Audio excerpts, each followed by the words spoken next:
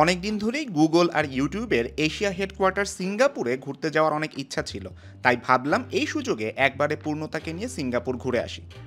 ঘুরতে যেতে তো কখনোই না নেই আমার। সিঙ্গাপুরে নামতেই চাঙ্গি এয়ারপোর্ট দেখে তো আমি হতবাক। সব কিছু অটোমেটেড, 1 মিনিটেই ইমিগ্রেশন শেষ। আসলেই এয়ারপোর্টটা এত বিশাল আর তাও এত ওয়েল মেইনটেইন, দেখার মতো ছিল একদম। তা তো অবশ্যই। আমার কিন্তু সিঙ্গাপুরের রাস্তায় নিজের মতো ঘোরাঘুরি করতেও খুবই ভালো লেগেছে। এত সুন্দর সব কিছু। তবে যাই বলো, আমার জন্য এই ট্যুরের সবচেয়ে পছন্দের স্মৃতি ছিল গুগল অফিস ট্যুরটা। সত্যি নিজের চোখকে বিশ্বাস করতে পারছিলাম না যে আমি ফাইনালি এইখানে। নিজের দেশকে এমন একটা জায়গায় রিপ্রেজেন্ট করতে পারা আসলেই একদম স্বপ্নের মতো ছিল।